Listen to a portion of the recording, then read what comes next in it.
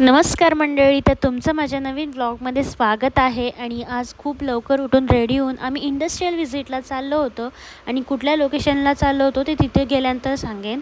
आणि अशी बसमध्ये बसण्यासाठी ही सगळ्यांची भांडणं चालली होती. आणि हे बघून मला माझ्या लहानपणीच्या पिकनिकची आठवण आली. आणि फर्स्ट स्टॉप आमचा हा नाश्त्यासाठी होता, ते म्हणजे चतुर्थी हॉटेल.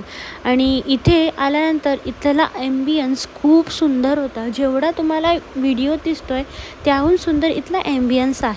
आणि ह्यांची सर्विस, फूड क्वालिटी खूप छान आहे. तुम्ही जर पुण्याहून नाशिकला जर ट्रॅव्हल करत असाल तर तुम्ही इथे नक्कीच ट्राय करू शकता.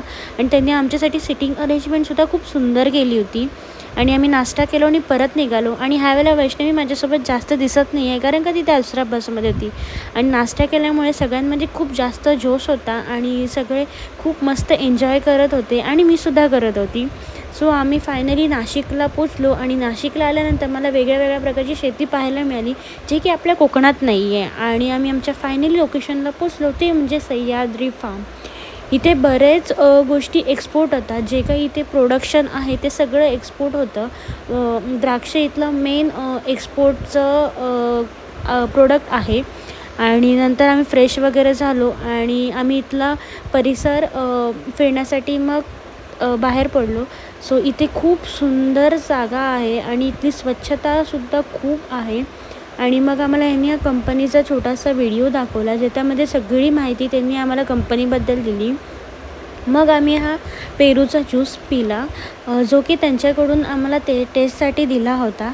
त्यानंतर आम्ही जेवण केलं, जे की आम्हाला कॉलेजने प्रोव्हाइड केलं होतं. आणि असं भरलेलं ताट बघून खूप मस्त वाटतं.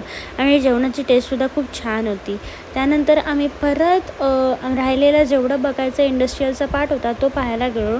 तिथे व्हिडिओ काढायला अलाउड नव्हतं, त्यामुळे मी काही शूट नाही केलं. तिथून मग आम्हाला द्राक्षाच्या बागेमध्ये आणून सोडलं. इथे खूप प्रकारचे द्राक्षांची व्हरायटी होती, जी की एक्सपोर्ट होते. ते बघून झाल्यानंतर आम्ही मँगो मस्तानी खूप मस्त एन्जॉय केली.